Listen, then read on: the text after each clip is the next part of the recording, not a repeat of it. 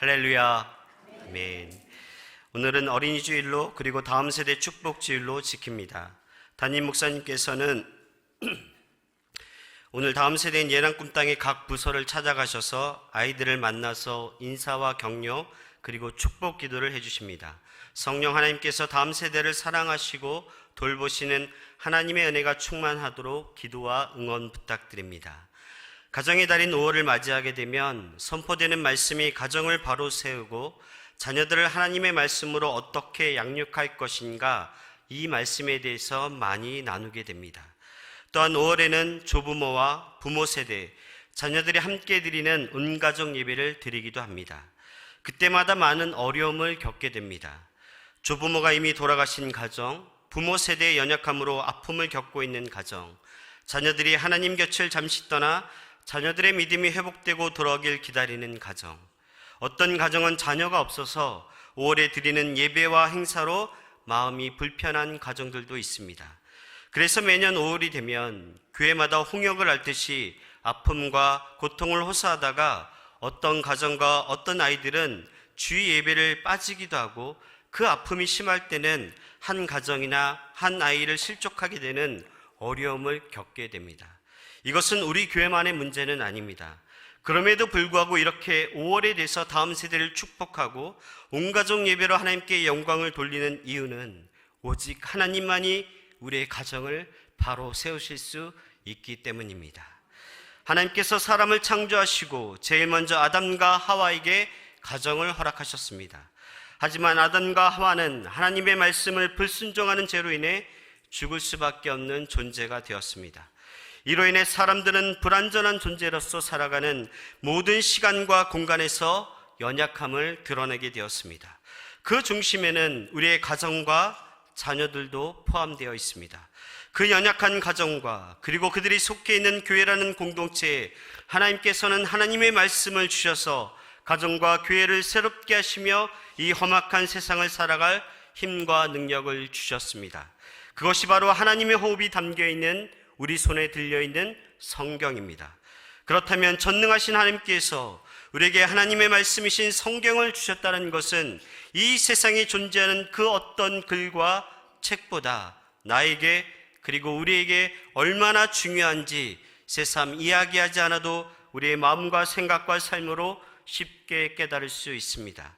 이 중요성에 비해 우리는 하나님의 말씀인 성경을 얼마나 알고 있습니까? 무엇보다도 우리 가정의 구성원들이, 특히 우리의 다음 세대와 자녀들이 이 성경이 무엇이냐라고 물어본다면 어떻게 대답하시겠습니까? 오늘 말씀의 제목처럼 어려서부터 성경을 알았다는 것은 디모데가 어려서부터 성경을 누군가로부터 가르침을 받고 이 성경을 깨닫게 되었다는 것을 우리에게 알려주고 있습니다. 자, 이제 마음으로 대답해 봅시다. 우리의 자녀들과 우리의 다음 세대들이 하나님의 말씀인 성경이 무엇이라고 우리에게 묻는다라면 어떻게 대답하시겠습니까? 얘들아, 성경은 구약 39권, 신약 27권으로 총 66권이란다. 창세기로 시작되어 요한계시로 끝나고 그리고 오랜 침묵이 흘리지 않겠습니까? 그리고 아무 말도 없었습니다. 이 모습이 대부분의 가정에 들려진 모습입니다. 근데 제가 먼저 위로의 말씀을 드리겠습니다. 토마스 성인은 우리는 하나님이 누구인지 알 수 없음을 잊지 말라, 이것이 하나님에 대한 최후의 인간의 지식이다라고 말했습니다. 그런데 이것은 하나님에 대해, 이 하나님의 말씀에 대해 모르는 것을 합리화시키는 것이 아니라 하나님의 말씀을 대할 때 우리의 마음의 자세가 겸손하며 그 말씀을 따르기 위해 온 마음으로 나아가야 되는 우리의 태도를 가르쳐주고 있습니다. 겸손한 마음 가운데 하나님의 말씀을, 성경을 왜 알아야 합니까? 도대체 왜 우리 하나님께서 이 방대한 성경을 우리에게 주셨습니까? 성경은 사람이 살아가는 길과 진리와 은혜가 담겨있기 때문입니다. 죄로 인해 죽을 수밖에 없는 사람들을 하나님께서 택하신 민족이 이스라엘 백성입니다. 죄로 인해 날마다 죽어가는 사람들과 죄로 인해 무너져가는 이스라엘 백성들에게는 죄와 어둠과 사망에서 구원할 구원자, 곧 메시아가 필요하였습니다. 그래서 이스라엘 백성들에게 구원자를 보내시겠다고 약속하신 말씀이 바로 이 성경입니다. 구약 성경은 우리를 구원하시기 위해 이 땅에 오실 예수 그리스도에 대한 하나님의 약속이며, 신약 성경은 우리를 구원하시기 위해 이 땅에 오신 예수 그리스도와 영원한 하나님의 나라를 우리에게 주실 다시 오실 예수 그리스도를 약속하신 말씀이 신약 성경입니다. 무려 1500년 동안 40여 명의 사람들의 손에서 기록된 이 성경이 지금 우리 눈앞에 펼쳐져 있습니다. 이 약속된 말씀 가운데 오늘 본문 디모데후서는 사도 바울이 디모데에게 편지를 보내며 너가 어려서부터 하나님이 약속하신 이 성경을 알고 있었음을 상기시켜주고 있습니다. 즉 우리의 삶에서 일어나는 모든 구원에 대한 기초와 기준, 삶의 시작과 목적, 그리고 종착역이 바로 이 성경에 있음을 강조하고 있습니다. 디모데후서는 사도 바울이 죽기 전 유서와 같이 기록된 마지막 편지입니다. 그 마지막 편지를 받는 대상자가 바로 디모데입니다. 사도 바울이 서신서 중에 갈라디아서와 디도서를 제한 모든 서신서에 디모데가 기록되어 있습니다. 그리고 그 디모데를 사도 바울은 내 아들이라고 표현하며 그를 하나님의 사람으로 이야기하고 있습니다. 사도 바울은 예수 그리스도 안에서 믿음으로 만난 디모데를 영적인 내 아들이며 참 아들이라고 여기고 있습니다. 그런데 성경은 사도 바울의 가정과 자녀에 대해서는 함구하고 있습니다. 또한 디모데가 처음으로 등장한 사도행전 16장에는 디모데를 예수 그리스도의 제자라고 기록하고 있습니다. 사도 바울의 수많은 제자 가운데 유일하게 내 아들, 내 사랑하는 제자라고 표현했던 이 사도 바울의 마지막 글이 그의 손에 들려졌다는 의미에서 오늘 말씀이 얼마나 중요한지 다시 한번 생각하게 됩니다. 사도 바울의 간절한 마음이 사랑하는 아들 디모데에게 온전히 전해졌던 것처럼 하나님의 간절한 마음이 하나님께서 사랑하시는 우리 자녀와 지금 이 말씀 앞에 서 있는 우리 가운데 온전히 전해지기를 간절히 소망합니다. 사도 바울은 내 아들이며 예수 그리스도의 제자인 디모데에게 어려서부터 성경을 알아야 하는 당위성을 기술하고 있습니다. 그 첫 번째가 말씀이 축복이다. 15절 말씀에 또 어려서부터 성경을 알았나니 성경은 능히 너로 하여금 그리스도 예수 안에 있는 믿음으로 말미암아 구원에 이르는 지혜가 있게 하느니라. 아멘. 하나님의 말씀인 성경은 우리를 구원에 이르게 하는 지식적 알물, 삶으로 나타나게 하는 하나님의 온전한 능력입니다. 세상의 수많은 종교들이 자력으로 스스로 구원을 받을 수 있다라고 말합니다. 그런데 그것이 진실입니까? 그러나 성경은 죄와 사망에서 구원을 이룰 수 있는 유일한 길은 오직 예수 그리스도밖에 없음을 말하고 있습니다. 그래서 부활하신 예수님께서 믿음이 없는 도마에게 나타나셔서 성경이 기록된 목적을 이렇게 말씀하셨습니다. 요한복음 20장 31절 말씀에 오직 이것을 기록함은 너희로 예수께서 하나님의 아들 그리스도이심을 믿게 하려 하며 또 너희로 믿고 그 이름을 힘입어 생명을 얻게 하려 함이니라. 아멘. 오직 하나님의 말씀 안에만 우리의 죄와 사망에서 구원할 수 있는 유일한 복이 있습니다.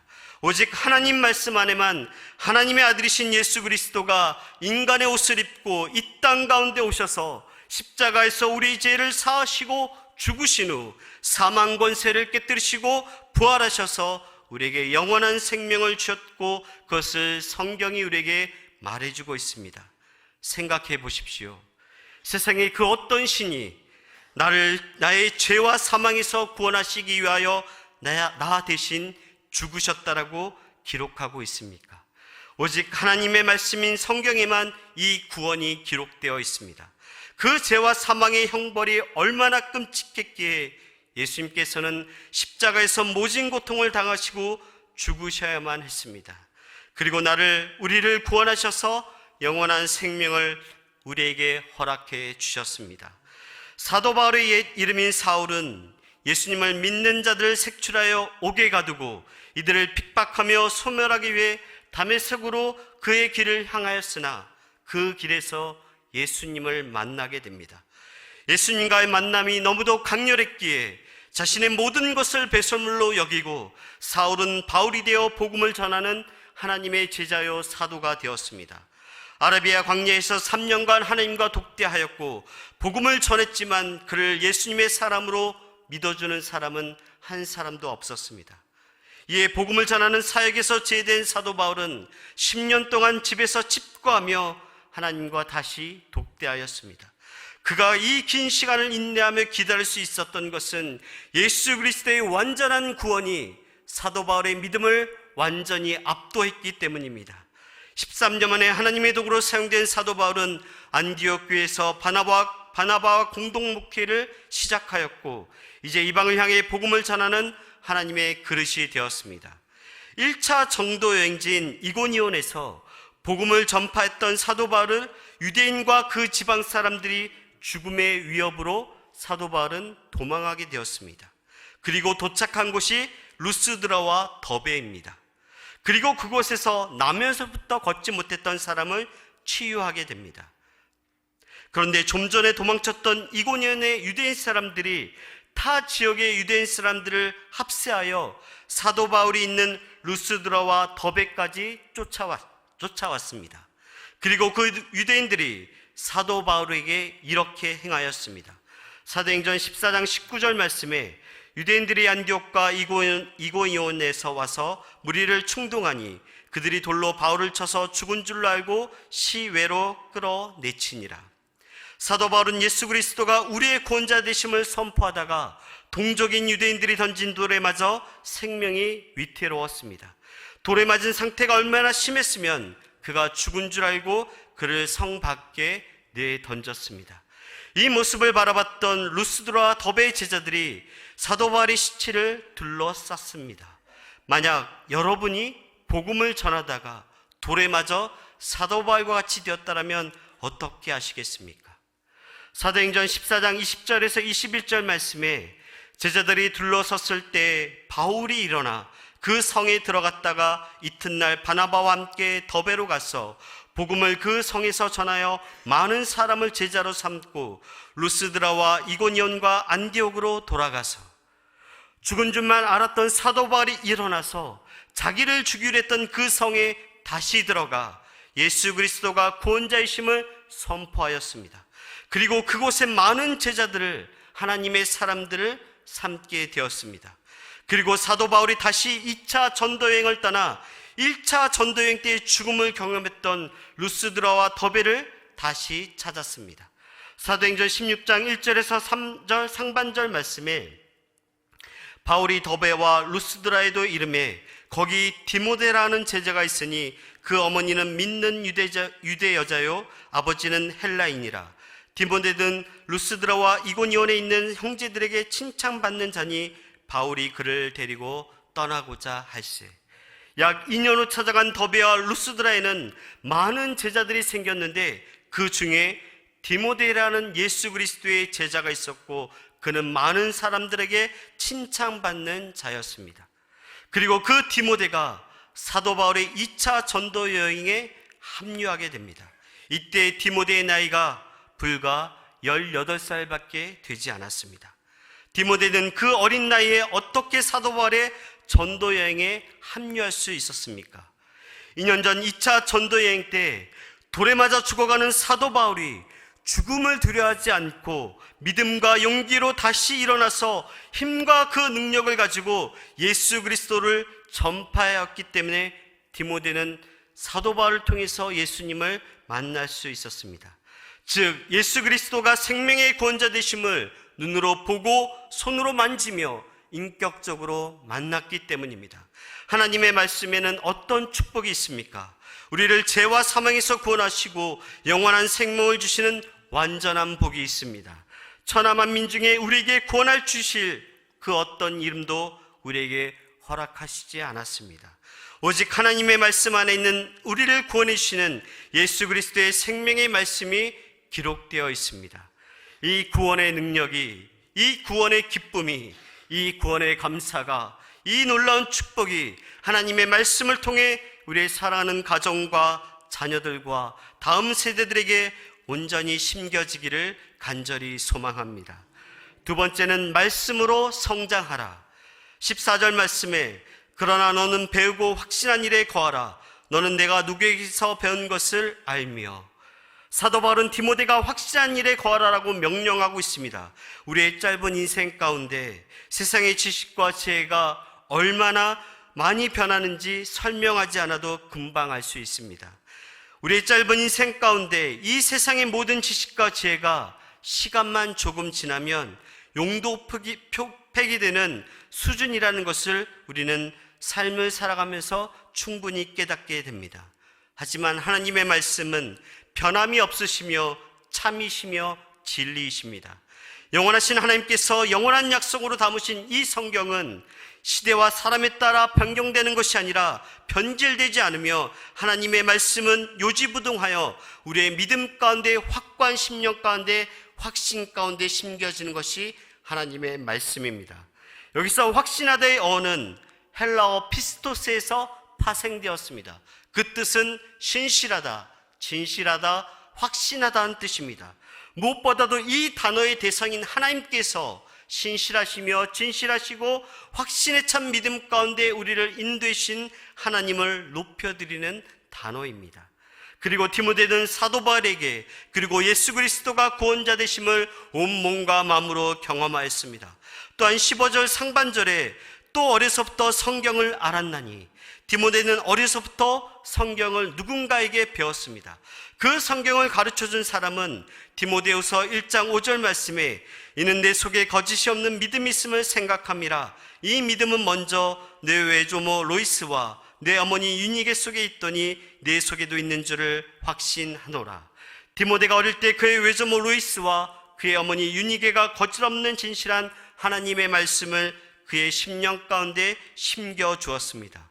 디모데가 어렸을 때는 그의 외조모, 그의 어머니가 성경을 가르쳤고, 그가 청소년이 되었을 때는 사도 바울을 통해 성경을 만나게 되었습니다. 그리고 비로소 디모데는 예수 그리스도의 참 제자가 될 수 있었습니다. 좀 전에 말씀드렸듯이 디모데는 그의 나이가 18살밖에 되지 않았습니다. 그리고 그는 2차 전도행에 합류하여 하나님의 말씀을 전하는 사도가 되었습니다. 만약 그 어머니와 외조모가 디모데가 그 전도여행에 합류하는 것을 반대하였다라면 오늘 본문 말씀에 디모데는 기록되지 않았을 것입니다. 생각해 보십시오. 나의 사랑하는 자녀가 영원하신 하나님의 말씀에 기록되는 영광만큼 더 큰 상급이 어디 있겠습니까? 그의 외조모 어머니는 하나님의 말씀에 대해서는 한치의 양보도 없었습니다. 지금의 시대에 적용해 본다면 예수 그리스도를 인격적으로 만나는 이 예배의 자리를 세상과 타협하지 않았으며 가장 존귀한 자리로 여겼다라는 말씀입니다. 그렇다면 신실하고 진실한 하나님의 말씀으로 우리의 자녀를 어떻게 성장시키시겠습니까? 우리 17절 말씀을 함께 읽겠습니다. 시작. 이는 하나님의 사람으로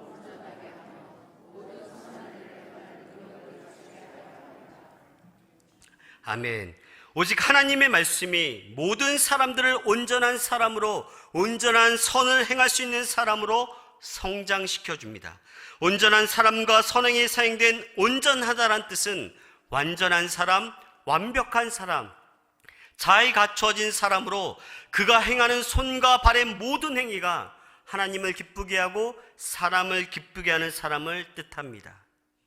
온전한 사람과 온전한 선행을 하나님 앞에서 행함으로 말미암아 모든 사람들에게 그리스도의 마음을 드러내는 것이 말씀으로 성장시키시는 하나님의 놀라운 기쁨이며 능력입니다. 하나님의 말씀으로 우리의 자녀들이 성장해야 합니다. 말씀이신 예수님께서 신실하시고 진실하신 말씀으로 우리를 세워주시고 온전한 사람과 선행으로 온전한 길로 인도해 주실 것입니다. 이를 통해 예수 그리스도의 제자의 삶을 살아내며 우리를 보내시는 삶의 어떠한 자리에서도 예수 그리스도의 복음을 전하는 온전한 사람, 온전한 선을 행하는 모든 성도들 되기를 소망합니다. 마지막 세 번째는 말씀으로 가르치라. 16절 말씀에 모든 성경은 하나님의 감동으로 된 것으로 교훈과 책망과 바르게 함과 의로 교육하기에 유익하니, 모든 성경은 하나님의 감동으로 기록되었습니다. 여기서 감동은 하나님의 호흡을 뜻합니다. 즉 성경은 하나님의 호흡, 하나님의 생명으로 기록되었습니다. 그러므로 성경에는 하나님의 성품이 고스란히 담겨져 있습니다. 하나님의 창조의 능력과 전능하심, 하나님의 예비하심과 치유하심, 하나님의 복주심과 우리를 훈련시키시는 능력, 무엇보다도 우리와 함께 하시는 임마누엘의 사랑의 하나님이 이 성경 가운데 담겨져 있습니다. 그렇다면 당연히 하나님의 말씀을 가르쳐야 하지 않겠습니까? 왜 가르쳐야 합니까? 그 근거가 무엇입니까? 예수님이 이 땅 가운데 예수님의 제자들을 하나님의 말씀으로 가르치셨기 때문입니다. 마태복음 4장 23절 말씀에 예수께서 온 갈릴리에 두루다니사 그들의 회당에서 가르치시며 천국 복음을 전파하시며 백성 중에 모든 병과 모든 약한 것을 고치시니, 예수 그리스도가 인간의 옷을 입고 이 땅 가운데 오셔서 하나님의 말씀을 우리에게 가르쳐 주셨습니다. 하나님의 말씀으로 우리를 구원하셔도 충분한데 하나님의 아들이 이 땅 가운데 오셔서 그의 말씀을 선포하셨고 그의 말씀을 우리에게 가르쳐 주셨습니다. 예수님의 첫 사역은 하나님의 말씀을 가르치는 것이었습니다. 하나님의 말씀을 아는 것은 한 사람의 영적 수준이며 그 사람이 흔들리지 않는 믿음의 깊이요, 많은 사람을 품을 수 있는 넓이이며 그 사람이 사랑하는 가족에게 보여줄 믿음의 방향입니다. 또한 무엇을 가르치시겠습니까?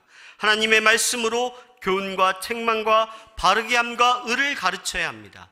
하나님의 사람과 사람들에게 가르쳐주는 하나님의 말씀은 우리로 하여금 온전한 말씀에 순종하게 하시고 그것을 가르침을 받을 때 죄에 대해서 책망하시고 그로 인해 바르고 정직한 삶으로 우리를 인도해 주십니다.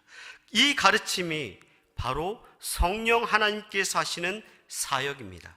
요한복음 14장 26절 말씀에 보혜사 곧 아버지께서 내 이름으로 보내실 성령 그가 너에게 모든 것을 가르치고 내가 너에게 말한 모든 것을 생각나게 하리라.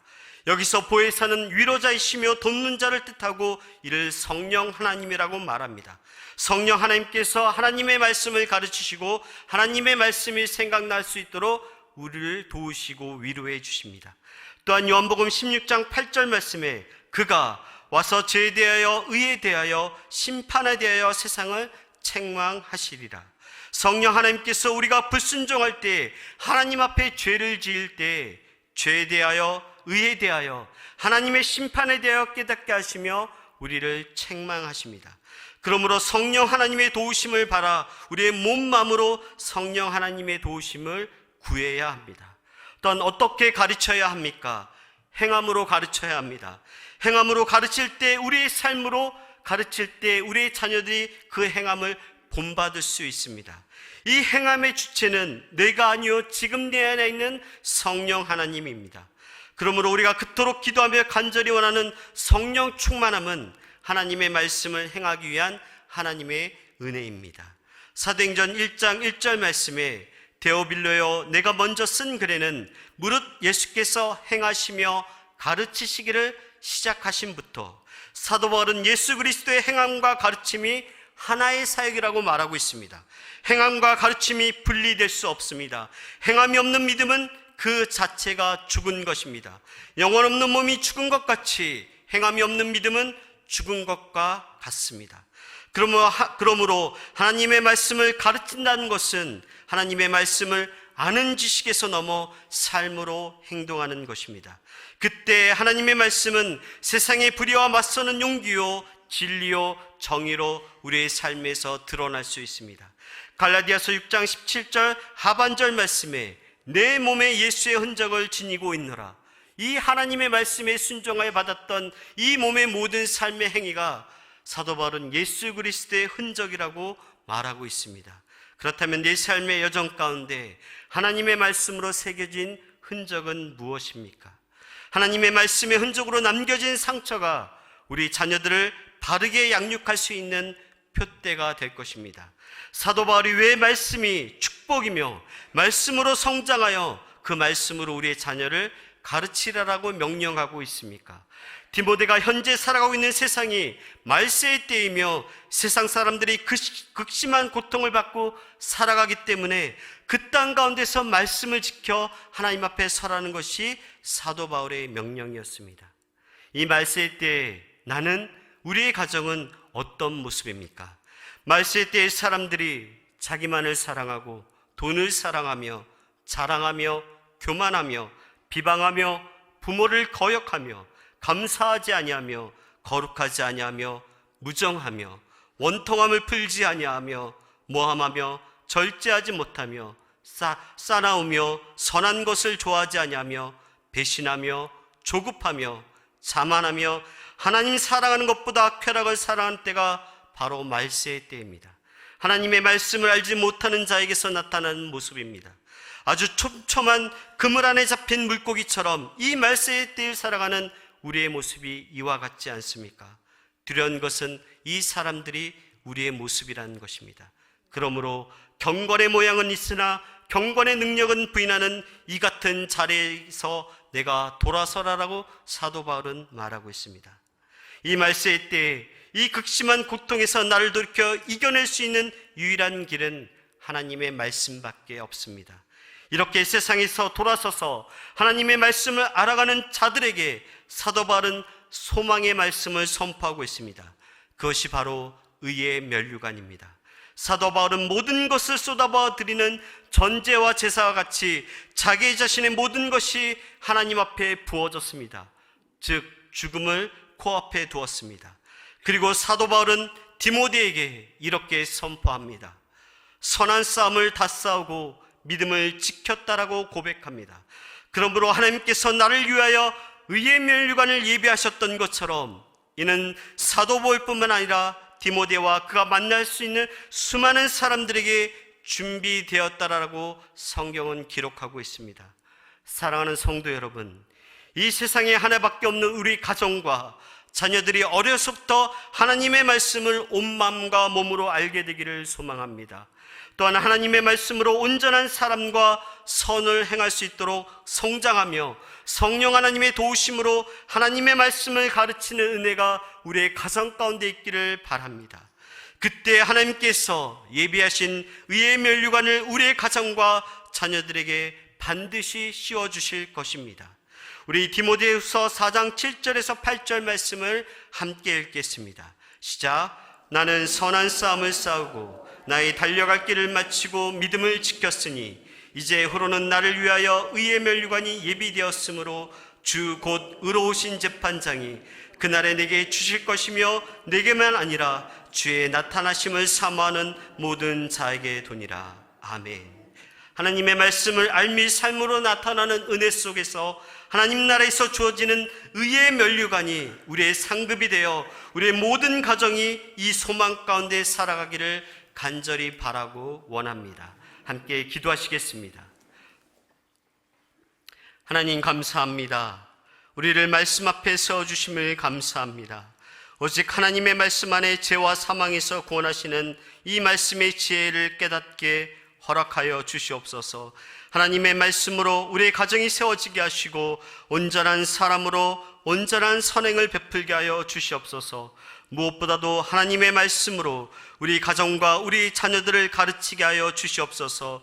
우리의 힘으로 될 수 없음을 고백합니다. 성령 하나님, 주의 말씀이 생각나게 하시고 깨닫게 하여 주시고 주의 말씀으로 우리를 책망하실 때 회개하며 주께 나아가게 하여 주시옵소서. 의의 면류관을 바라보는 한 주간 우리의 가정이 하나님의 말씀 앞에서 온전히 세워지는 복과 은혜를 누리게 하여 주시옵소서. 예수님의 이름으로 기도드립니다. 아멘.